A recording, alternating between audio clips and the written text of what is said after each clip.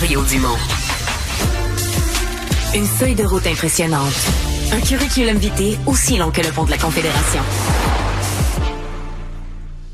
Alors, la commission parlementaire sur les écrans, les téléphones cellulaires, la gestion de tout ça à l'école, ça se poursuit à l'Assemblée nationale. Et hier, il y a eu ce témoignage de la CSQ qui pourrait en surprendre certains. La CSQ, qui reconnaît l'existence des problèmes. L'enjeu, évidemment, il représente des enseignants qui gèrent ça en classe, mais qui s'oppose à un bannissement total et complet. Éric Gingras, président de la CSQ, est avec nous. Bonjour. Bonjour, M. Dumont. Ça a surpris des gens parce qu'il y a des gens qui avaient l'impression, s'il y en a qui veulent plus de cellulaire à l'école, c'est les profs. Vous savez, les écoles, puis c'est vrai pour les profs, puis regardez, les jeunes arrivent tous à l'école, donc c'est le personnel de soutien, c'est les professionnels, etc. Mais là-bas, c'est complexe, une école. Et regardez, prenons juste la directive qui est en cours présentement concernant l'utilisation en classe. Qu'est-ce qu'elle dit, cette directive-là? Elle dit, le cellulaire ne doit pas être utilisé en classe, à moins que le personnel le juge à propos. Par exemple, pour un travail qui nécessite la calculette ou qui nécessite donc une espèce d'interaction, de recherche avec différentes plateformes à utiliser sur le cellulaire. À ce moment-là, le prof peut l'utiliser en classe. Alors, ce qu'on dit, nous, écoutez, il serait malvenu d'avoir une directive qui vient dire mur à mur, on n'a plus de cellulaire à l'école, on n'a plus d'écran à l'école. Nous, c'est vraiment une position équilibrée où on dit il y a du bon avec les tablettes, avec les cellulaires, avec les ordinateurs. Il faut permettre l'autonomie professionnelle du personnel qui dit oui, pour telle activité, ça peut être intéressant, pour d'autres non. Et donc, on fera un choix, on aura une directive, on travaillera à l'intérieur de l'école avec tout le personnel, la direction, on avisera les parents. Puis à ce moment-là, donc, on sera en mesure d'avoir donc une espèce de directive comme ça qui nous permettra un équilibre et une autonomie professionnelle.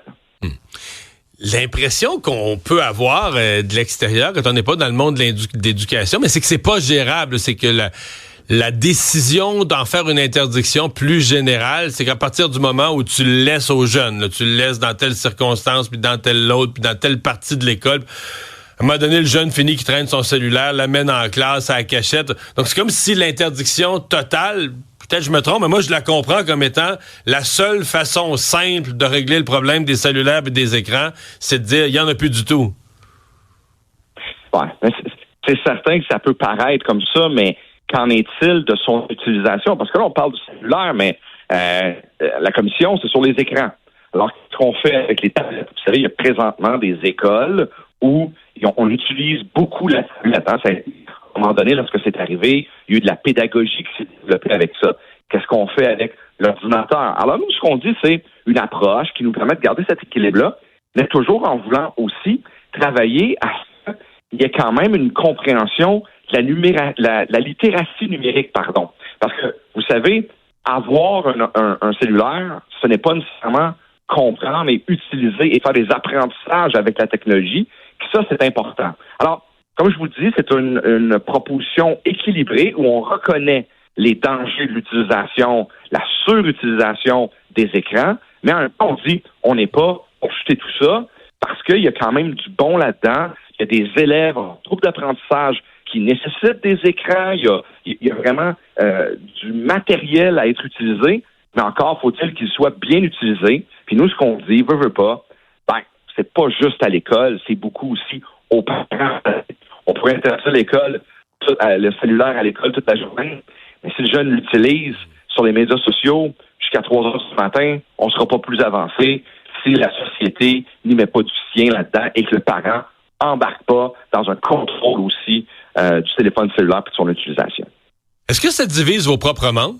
C'est-à-dire, quand vous prenez une position comme ça, comme un énorme syndicat, la CSQ, qui représente des enseignants de divers niveaux, de diverses régions, est-ce que ça divise vos propres membres? Ceux qui sont plus, on se débarrasse du cellulaire, puis ceux qui sont plus dans une position plus, ce que vous appelez équilibrée, là, plus de compromis, comme vous l'avez défendu?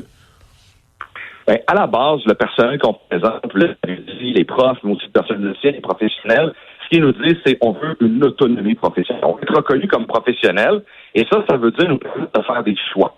Et c'est surtout ça. Après ça, est-ce qu'on a du personnel qui disent ben oui, il faudrait l'interdire. Ben probablement, ça c'est certain, je ne le cacherai pas. Mais globalement, lorsqu'on va questionner dans les milieux, on a certaines fédérations qui l'ont fait, ce qu'ils nous disent, c'est que l'utilisation, il doit être contrôlée. Cette utilisation de l'écran, du cellulaire doit être contrôlée, mais ne doit pas être bannie. Et je pense que la nuance est là. En même temps, vous l'amenez, vous le dites vous-même, c'est pas simple, hein, parce que le jeune, on voit des fois qu'il se cache, etc. Mais on pense que s'il y a une éducation de société avec ça, vous savez, les écrans, là, c'est quand même assez récent, dans le sens où c'est pas parce que ça fait 20 ans, 25 ans que ça veut dire que ça date. Il y a encore des recherches qui sont faites là-dessus sur une plus longue période, mais aussi, ça a été un peu le Far West, l'utilisation des écrans depuis quelques années. Là, on se rend compte des résultats, puis effectivement, ça cause des problèmes de santé mentale. Il y a de plus en plus de recherches qui le confirment, mais là, ce qu'on dit, il faut l'encadrer, pas nécessairement le bannir. Éric Gingras, merci d'avoir été avec nous. Plaisir, bonne journée à vous. Président de la CSQ.